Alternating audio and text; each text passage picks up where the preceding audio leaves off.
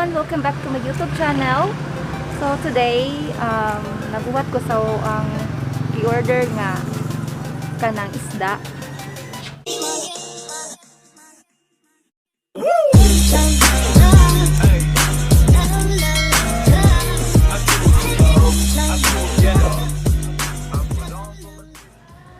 Maybe in just a few minutes from now, nakalaroon sila diri.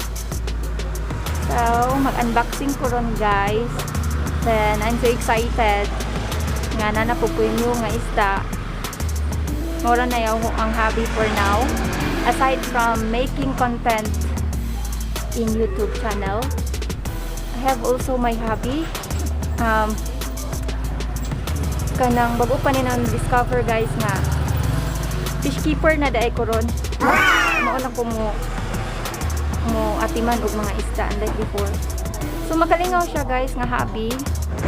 Very recommended na siya para sa mga tao nga kanang dali ra ma-stress ang work nga stressful, You're so basta funny. kay stressful ang work. Kanang recommended na siya para na ako based on my experiences. Okay, so magwa sa taan ni guys. Maybe for 30 minutes na rin sila. Okay, by the way guys, kana siya, ang seller ana sa ahong koi is from Dawis. So, halayo pag yun na diri sa Amua. Kay I'm here in Pilar, remote area na siya. Murag silbing bukid na nga part sa Bohol. So, basta kay kung magkanang travel, kung mag-van, mga 2 hours kapin, depende sa dagan sa van, or kung mag-bus, gani, mga, I think, 4 hours. Layo, just siya. So, that's why, I preferred always nga mag-van lang lako ang shipment sa akong order kay.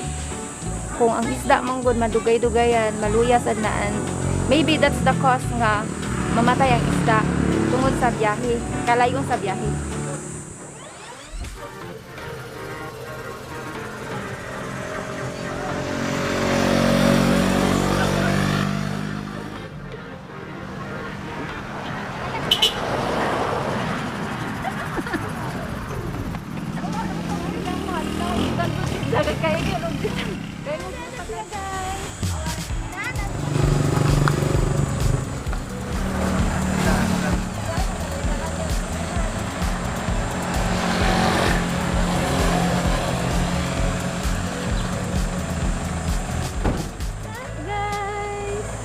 Look, I have new fish from Fish Eye. Now let's go home. Uwi na tayo.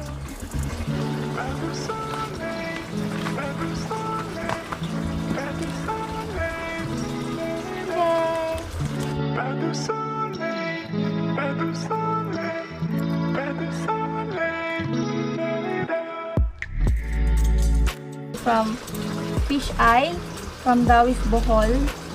Andi ni siya guys, duha ka shoes soy o 5 ka buhaki. So first, ito silang i-acclimate sa tubig. Then, kung asa sila i-quarantine for 7 days before na to itapo sa ato ang mga koi to prevent nga maan sila. Maybe basin o naisakit, dili matakdan ng atong mga koi huban. Sige sa niya pagputang, nice. Safe na safe ang isda. Safe kayo ang fish. So,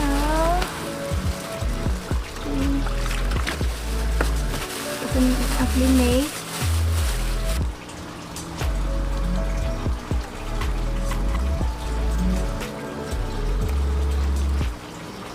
So, need pa ni-acclimate na to guys for 10 to 15 minutes. Aron dili siya ma-water shock. Kay dili man di same ang temperature sa water nga quarantine nila o sa water nga inside ani nga cellophane. This would be quarantined for about 7 days.